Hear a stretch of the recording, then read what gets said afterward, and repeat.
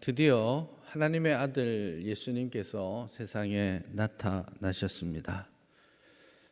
세례를 받으셨고 또 광야에서 시험을 받으셨는데 이것은 아직 공생애를 시작하시기 전에 준비하는 그런 단계였다라고 할 수 있다면, 오늘 본문은 처음으로 우리 예수님께서 직접 당신이 말씀하고 계시는, 선포하고 계시는 그 모습을 보여줍니다. 예수님의 첫 일성이 무엇이었을까? 그런 관심을 우리가 가질만 합니다. 사실 처음으로 설교를 한다든지 처음으로 등장했을 때 나는 어떤 메시지를 전할 것인가, 이거 되게 고민 많이 되는 그런 내용입니다. 예를 들면 제가 19년 3월 24일에 첫 설교를 여기서 했었습니다. 그때는 잠깐 초청을 받아서 설교를 했기 때문에 어떤 내용을 전할까 되게 큰 고민 없이 왔었거든요. 근데 다시 이제 목회적 부르심을 두고 설교하러 딱 처음 올 때는 되게 많은 고민을 했습니다. 내가 지금 첫 부르심을 받아서 하나님 앞에 성도들과 어떤 말씀을 나누는 것이 좋을까? 그게 굉장히 오랫동안 고민하고 또 기도하게 되고 하는 그런 경험이 있었는데요. 예수님께서 처음 세상에 나타나셔서 처음으로 당신의 목소리로 설교를 시작하시는 이 순간, 일종의 예수님의 하나님 나라 하나님의 아들 취임식 설교와 같은 그런 설교입니다. 그렇기 때문에 지금 예수님께서 어떤 말씀을 하시는가, 이것은 우리의 신앙과 우리의 신앙 고백에 있어서 굉장히 중요한 의미가 있다라고 말할 수 있겠습니다. 그 내용이 오늘 소개되어 있는데, 그 내용을 소개하기 전에 일종의 배경과 같은 설명들이 14절에 잠깐 나옵니다. 장소는 갈릴리라고 되어 있습니다. 마가복음 8장까지 이 갈릴리를 중심으로 이야기가 진행됩니다. 그래서 이 갈릴리라는 장소적 배경이 소개된 것도 특별한 의미가 있겠다 생각되고, 두 번째로는 시간이 언제냐면 요한이 잡힌 후에, 이렇게 본문에서 소개하고 있습니다. 사실 요한이 잡힌 후에라는 말은 살짝 어감이 좀 이상합니다. 왜냐하면 요한이 잡힌 것은 예수님이 공생애를 시작하시고 약 1년 정도 지난 다음의 이야기거든요. 그래서 실제로는 예수님의 사역과 요한의 사역이 중첩되어 있기도 하고, 그래서 예수님이 사역하시는 것을 보고 요한이 예수님께 질문하기도 하고, 그런 이야기들이 다른 복음서에 나옵니다. 그런데 그런 이야기들을 다 생략하고 요한이 잡힌 후에 예수님의 설교하시는 내용을 오늘 마가복음에서는 처음으로 소개하고 있는 것이죠. 그래서 이 시간적 배경도 오늘 본문을 이해하는 데는 중요한 부분이 되겠습니다. 마가복음에서 세례 요한은 어떻게 보면 그냥 소리입니다. 광야에서 예수님이 오시는 길을 준비하는 그런 역할이죠. 그래서 예비하던 사람이 이제 무대에서 사라지고 실체가 나타난다 라고 이야기하는 것이 오늘 마가복음이 관심 가지고 시간을 배열하고 있는 방식입니다. 그래서 세례 요한이 내 뒤에 오시는 분이 있을 거야 라고 하다가 사라지니까 예수님께서 등장하셔서 요한이 선포했고 기다렸던 그 하나님의 아들, 그가 지금 나타났다.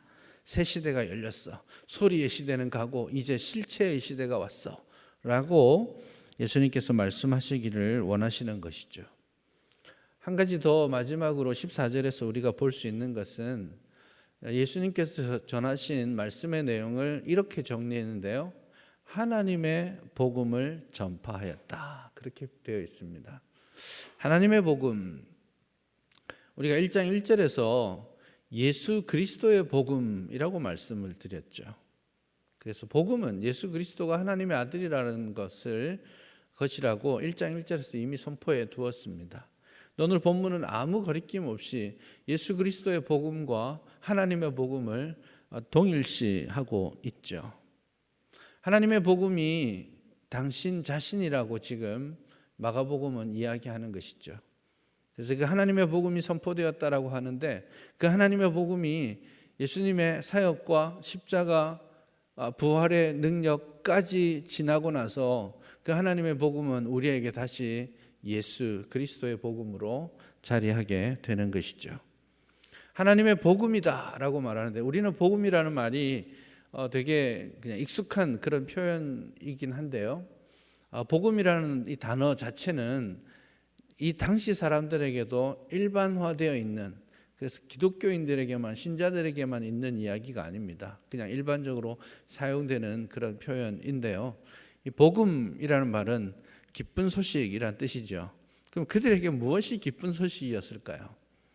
이 당시 사람들에게 있어서 기쁜 소식이라고 불리우는 것은 뭐냐면 일종의 왕의 칙령 같은 겁니다. 왕이 혹은 황제가 자기 백성들에게 나의 뜻을 전하노라 하고 칙령을 반포하고 자신의 메시지를 전달하면 그것을 사람들에게, 여러 지역에 있는 사람들에게 그 메시지를, 왕의 메시지를 들고 가서 왕이 이렇게 선포하셨습니다, 복음입니다, 이렇게 말하는 거예요. 그래서 이 복음이다 이렇게 하면 왕이 우리에게 칙령을 주셨구나, 이런 뜻인데, 지금 그 세상 왕의 복음, 칙령이 아니라 하나님의 복음이라고 이야기하는 거예요. 정말 진정한 의미에서의 기쁜 소식, 그것은 하나님으로부터 오는 것이다 라는 것을 오늘 본문이 말씀합니다. 하나님이 주인 되시고 하나님이 진정한 세상의 왕이시기 때문에 진정한 의미에서의 기쁜 소식, 복음, 영원토록 우리를 기쁘게 하고 영원토록 우리를 살게 하는 복음은 하나님으로부터 오는 것이다 라는 것을 오늘 본문이 먼저 이야기합니다. 그리고 나서 그렇게 소개한 다음에 예수님께서 제일 먼저 하신 일성이 이것입니다. 때가 찼다. 오늘 본문 15절을 보시면 말씀하시기를 때가 찼다, 이렇게 제일 먼저 말씀하셨습니다. 여기서 때가 됐다 혹은 시간이 되었다, 이런 뜻입니다. 여기서 말하는 시간은 단순한 의미의 지금 몇 시지? 9시네, 10시네, 이런 시간의 흐름을 말하는 시간이 아니라 어떤 의미, 정해진 시간, 결정적인 시간이 왔다라는 것입니다. 그래서 때가 찼다라는 말은 하나님이 정해두신 시간이 드디어 성취되었다라는 그런 말로 읽을 수 있습니다. 그래서 구약에서부터 그 이스라엘 백성들이 기대하고 기다려왔던 새로운 시대, 구원의 날, 회복의 날, 메시아의 시대, 그때가 지금 성취되었다라고 말씀하는 것이죠. 갈라디아서 4장 4절에서는 그렇게 말씀합니다. 때가 참에 하나님이 그 아들을 보내셔서 여자에게 나게 하셨다. 여기서도 똑같이 때가 찼다, 그렇게 표현합니다. 예수님께서 지금이 구원의 때요, 회복의 때라, 메시아의 시대가 왔다라고 선포하고 있습니다. 구약 성경에서부터 계속해서 외치고 기다려왔던 그 구원의 날, 그 구원의 날이 예수 그리스도의 말씀 선포로부터 그 하나님의 새로운 시대, 하나님의 나라가 선포되었다라는 것을 본문이 말합니다. 그냥 역사적인 순간이 아니에요. 이것은 우리를 구원하는 그 새로운 날입니다. 우리가 하나님의 나라의 백성으로 들어가는 정말 새로운 날입니다. 인류의 오래된 실패와 멸망의 역사를 뒤바꾸고 회복과 구원의 영생의 시간들로 뒤바뀌는 역사적인 순간인 것이죠. 여러분, 예수님과의 만남이 여러분들에게 이 결정적인 순간이 되기를 바랍니다. 예수님과 만났던 그 순간, 그 시간이 여러분들 일생에 가장 소중하고 기억되는 결정적인 날, 가장 기쁜 날 될 수 있기를 바랍니다. 그리고 예수님만이 우리에게 그런 진정한 의미에서의 기쁜 소식, 기쁨을 주실 수 있다는 것을 믿으시기 바랍니다. 하나님의 복음이 우리를 기쁘게 하는 거예요. 세상에서 우리를 기쁘게 하는 것들이 있습니다. 학교에 합격했다든지, 좋은 직장을 가졌다든지, 사업을 했는데 잘 됐다든지, 그런 것들이 우리에게 기쁨을 주기도 합니다. 그러나 그것이 영원한 기쁨이 아닙니다. 그 기쁨이 무너지지 않는 토대가 아니에요. 세상에서 오는 기쁨, 세상에서 오는 복음이라고 하는 것들이 우리를 영원토록 살게 하지도, 우리를 영원토록 행복하게 하지도 않습니다. 분명하게 우리를 영원토록 기쁘게 하시는, 영원토록 솟아나는 생수가 되시는 그 복음은 하나님으로부터 오는 것입니다. 예수 그리스도 안에 있다라는 것을 우리는 믿어야 하는 것입니다. 때가 찼습니다. 그리고 예수님께서 말씀하시기를 하나님의 나라가 가까이 왔다, 그렇게 말씀하시죠. 이 결정적인 역사를 뒤바꾸는 그 시간이 왔고, 이제 그 시간은 하나님의 나라가 도래한 것이다라고 오늘 본문이 우리에게 말씀합니다. 하나님의 나라가 손을 탁 뻗으면 닿는 곳에 있다라고 이야기하는 거예요. 그래서 하나님의 나라가 at hand, 손에 있다, 이렇게 말씀하는 것이죠. 예수님께서 처음 설교하실 때에 하신 메시지의 핵심이 여기에 있습니다. 하나님의 나라가 왔다. 하나님의 나라를 선포하시면서 예수님은 당신의 사역을 시작하셨습니다. 그리고 여러분, 예수님의 모든 사역에 심심치 않게 계속해서 하나님의 나라에 대해, 다시 말해서 천국에 대한 이야기들을 계속하고 계십니다. 그리고 예수님께서 마지막으로 하신 말씀은 뭘까요? 예수님께서 마지막까지 붙잡고 제자들에게 가르치셨던 내용도 하나님의 나라에 관한 일입니다. 사도행전 1장 3절에 보시면 예수님께서 부활하시고 나서 제자들을 40일 동안 만나시면서 그들에게 보이시면서 그들에게 가르치시는데 뭐에 대해서 가르치셨냐면 하나님의 나라의 일에 대해 가르치셨다고. 예수님은 곧 승천하실 겁니다. 승천하시기 직전까지 제자들을 불러서 그들에게 가르치시기를 하나님의 나라에 대해서 가르치셨습니다. 하나님의 나라의 본질에 대해서, 하나님의 나라의 백성으로서의 삶에 대해서, 하나님의 나라를 선포하고 그 하나님의 나라를 건설해 가야 될 제자의 삶에 대해서 예수님께서는 계속해서 가르치셨죠. 하나님의 나라, 하나님께서 다스리시는 나라를 뜻하는 겁니다. 여러분, 나라 하면 세 가지 중요한 요소가 있습니다. 아이들 책에 나오는 그런 내용일 수 있는데요. 하나님의 그 나라의 3요소는 첫째는 주권입니다. 두 번째는 땅이 있어야 됩니다. 세 번째는 백성이 있어야 됩니다. 그런데 여기에 땅이라는 것은 대단히 영적인 의미를 가집니다. 그 땅의 완성은 새하늘과 새 땅이 임하는 순간 완성될 거예요. 그러나 우리는 지금 그 하나님의 나라가 왔다라고 할 때 어떤 특정한 장소에 갔을 때 그 하나님을 만나는 게 아니지 않습니까? 그 하나님의 나라는 대단히 영적인 의미로서 임하게 되는 것이죠. 그래서 성경에서 말하는 하나님의 나라의 본질은, 가장 중요한 본질은 주권입니다. 누구에게 주권이 있느냐? 누가 통치하는 나라인가? 그거죠. 그래서 여기 하나님의 나라가 가까이 왔다라는 표현을 어떤 사본들에서는 하나님이 통치하시는 나라가 가까이 왔다, 이렇게까지 표현하고 있습니다. 여기서 말하는 본질은 하나님이 통치하시는 나라, 하나님이 다스리시는 나라, 하나님이 왕되시는 나라, 하나님의 말씀이 모든 백성들에게 전파되고 그 말씀이 규례가 되어서 그 말씀대로 살아가는 나라, 그 나라가 하나님의 나라라고 말하는 것입니다. 영적인 의미에서 우리가 하나님의 나라의 백성으로 살아간다라는 것은 하나님을 주인으로 모시고 살아간다라는 뜻과 같습니다. 여러분의 가정에서 여러분이 신앙인으로서 살아가고 있지만 어떤 일을 결정할 때, 사람과의 만남을 가지고 진행할 때 그 중심에 하나님이 계시지 않는다면 그것은 하나님의 나라가 아니에요.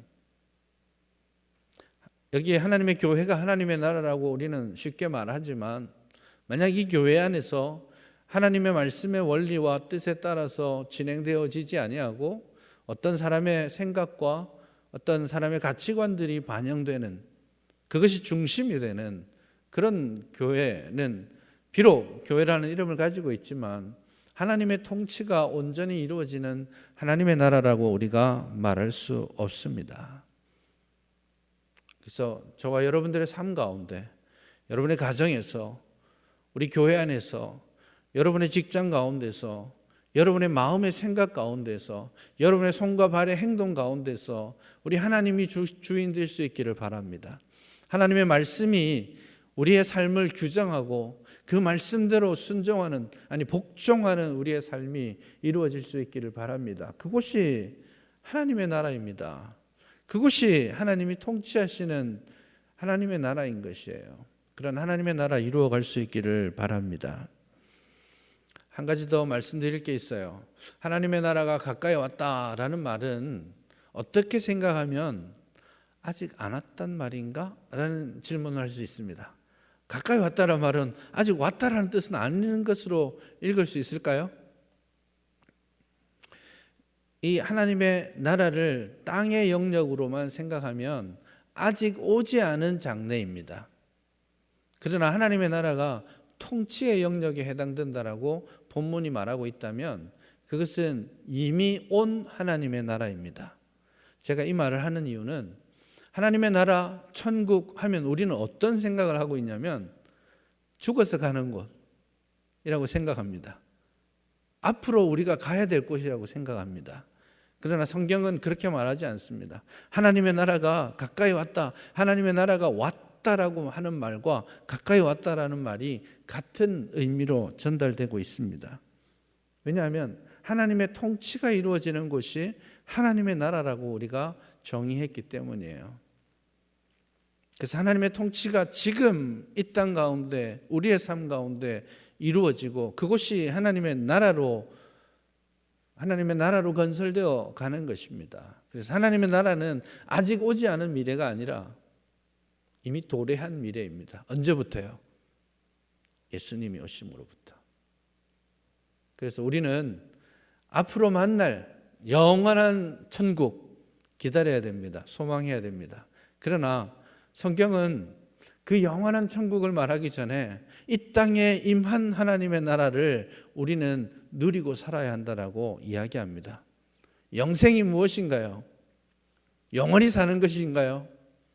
천국 가서 영원히 사는 거죠. 천국에서 누리는 것이 영생입니까? 성경은 그렇게 말하지 않아요. 그것도 영생일지 모르겠지만 성경은 우리가 이 땅에서 예수 그리스도 안에서 누릴 수 있는 복이 영생이라고 말하는 거예요. 영원히 누릴 새하늘과 새 땅이 아니라, 그것도 우리에게 다가올, 우리가 소망해야 될 것이지만 아직 오지 않은 미래이겠지만 이미 우리 가운데 임하신 예수님, 그 예수님으로 말미암아서 그 예수님의 말씀의 법도를 따라 살아가는 하나님의 백성들이 모임으로써 하나님의 나라를 이루어가는 거예요. 현존하는 하나님의 나라인 것이죠. 그래서 누가복음 17장에서 바리새인들이 예수님께 이런 질문을 합니다. 하나님의 나라는 언제 임하는 것인가요? 이렇게 질문했을 때 하나님의 나라는 그렇게 눈에 보이게 임하는 게 아니야 라고 예수님 말씀하십니다. 그러면서 하나님의 나라를 여기 있다 저기 있다고 말하지 말아라. 하나님의 나라는 지금 너희 안에 있느니라. 그렇게 말씀하셨죠. 여기 너희 안에라는 건 해석이 필요한 건데요. 너희 마음에 있다라는 뜻보다는 사실은 너희 가운데 있다 이런 뜻입니다. 그게 뭐냐면 바리새인들이 둘러서서 예수님을 중심으로 둘러서서 예수님께 질문하고 있잖아요. 그리고 하나님의 나라가 어디 있냐라고 물었을 때 하나님 나라는 여기 있잖아 이렇게 말씀하신 거예요. 누가 하나님의 나라인 거예요? 예수님이 하나님의 나라의 본질입니다. 그래서 여기 있다 저기 있다 할 게 아니라 나에게 있다라고 예수님 말씀하시는 거예요. 예수님이 주인 되시는 곳, 예수님이 왕으로 사시는 곳, 그것이 바로 하나님의 나라인 것이죠. 현존하는 하나님의 나라입니다. 다음에 죽어서 만날 하나님의 나라를 꿈꾸는 것도 중요하겠지만 그보다 성경은 오늘 우리가 매일매일의 삶 가운데 만날 하나님의 나라, 꿈꾸며 이루어가야 될 하나님의 나라, 주님이 주인 되시는 하나님의 나라, 하나님의 말씀을 묵상하고 그 말씀대로 충성하는 백성들이 살아가는 그 하나님의 나라, 그 하나님의 나라를 이루라고 오늘 본문은 말씀하고 있는 것입니다. 그 하나님의 나라에 어떻게 들어갈 수 있을까요? 오늘 그것도 이야기하고 있습니다.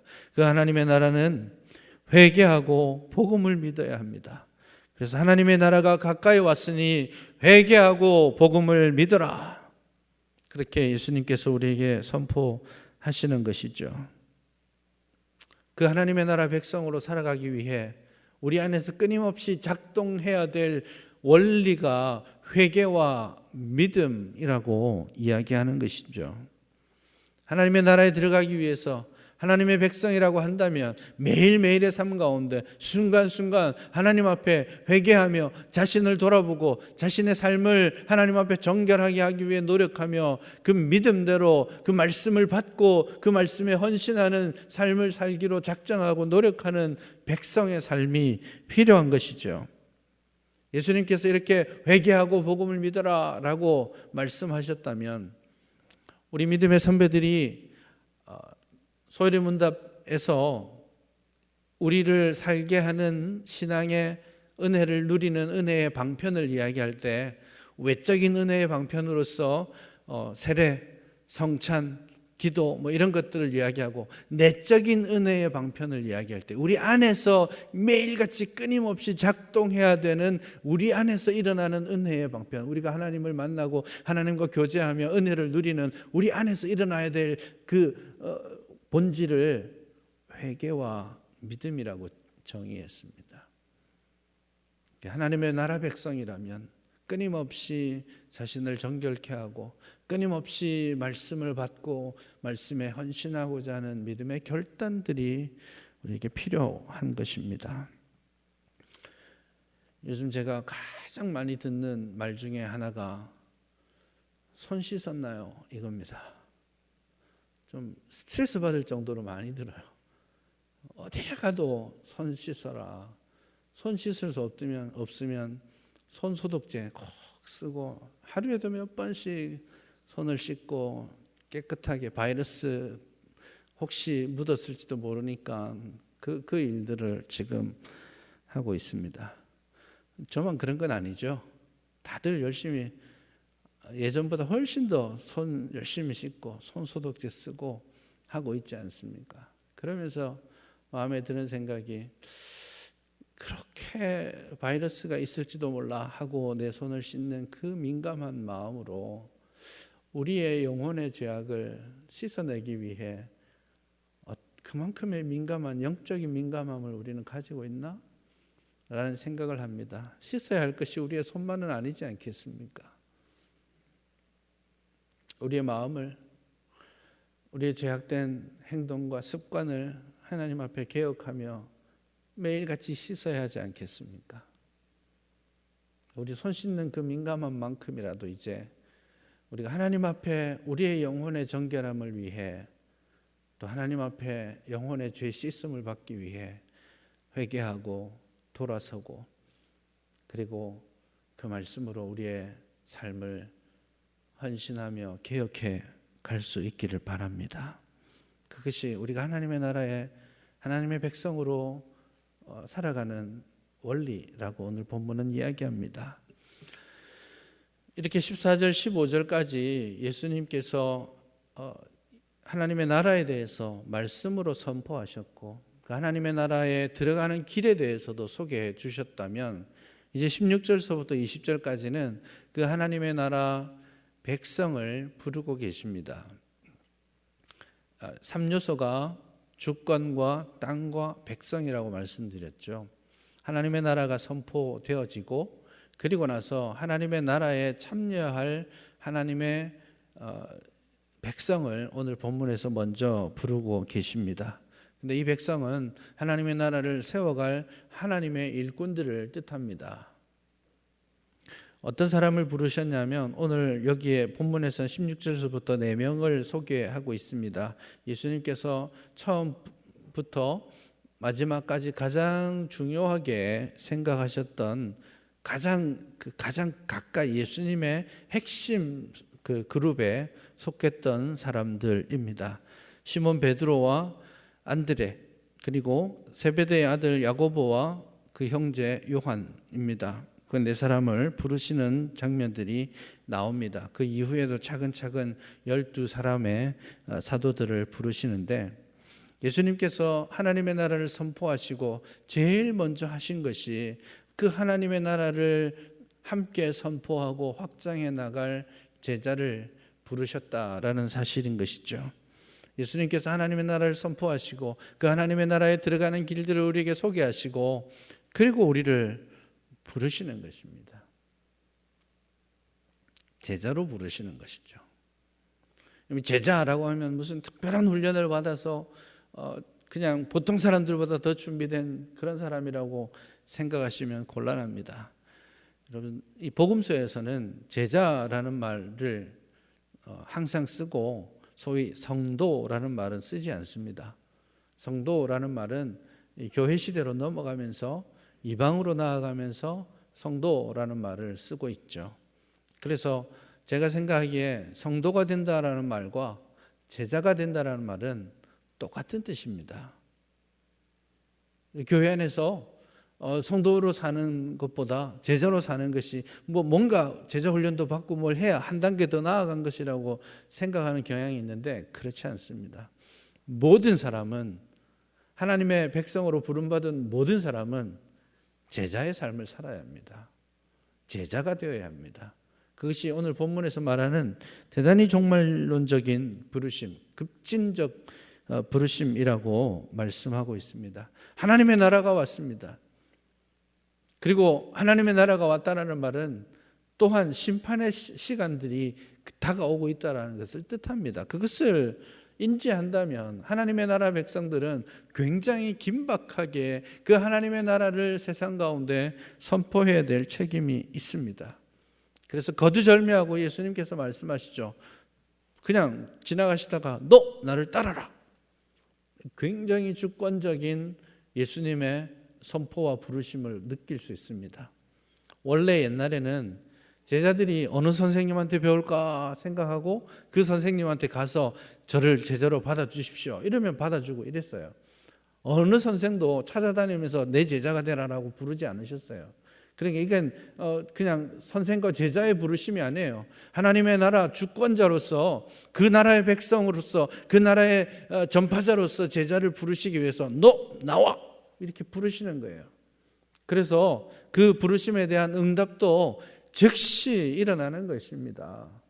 예수님의 부르심은 이렇게 우리를 설득하는 부르심이 아니에요.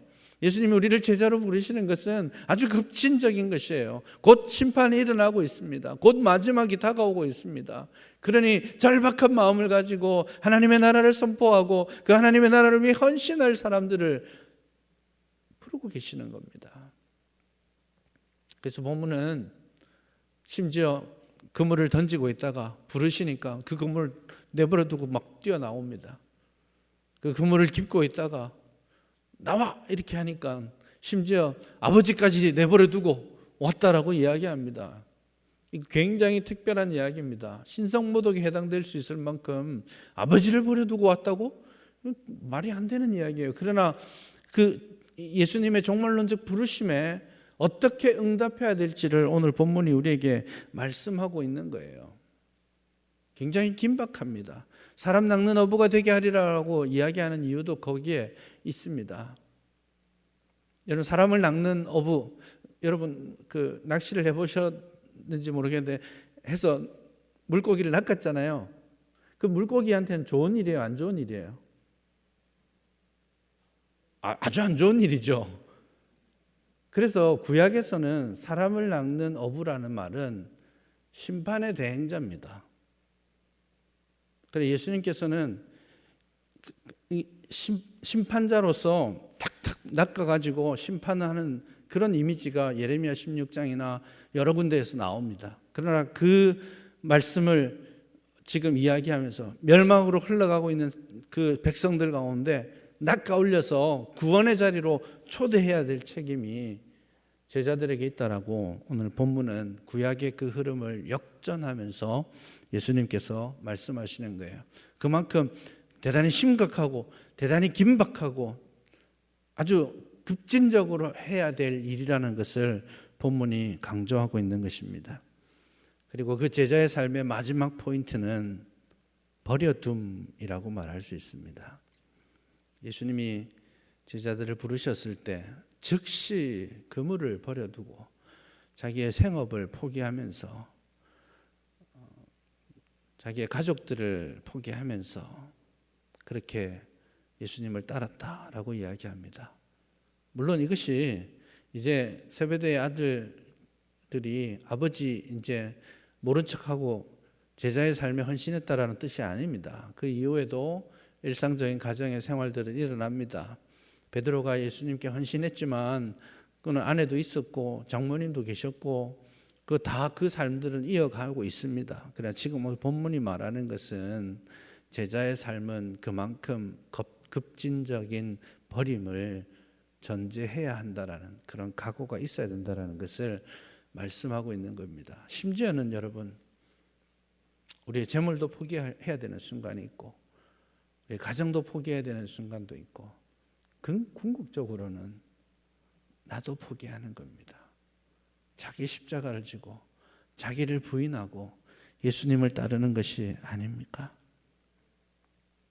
일상적인 삶을 버리라는 말이 아닙니다. 그만큼 예수 그리스도의 복음이 우리에게 소중하고 그것을 얻기 위해 모든 것을 버려야 할 만큼 가치 있다라는 것을 말하는 것이죠. 제자입니까? 여러분은 제자입니까?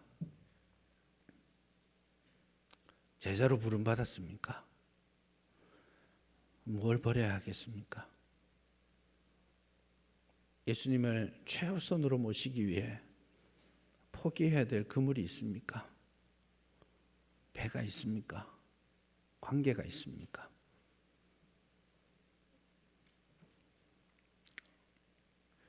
여러분들이 교회 나온다는 것, 신자가 된다는 것이 버리는 것이기는 합니까?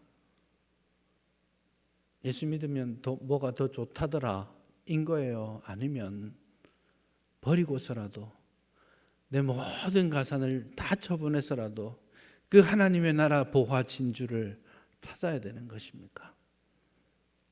혹 여전히 버리지 못한 습관, 여전히 버리지 못한 가치관 때문에 한쪽 발은 주님께 한쪽 발은 세상에 걸쳐놓고 그렇게 살고 계시지는 않습니까?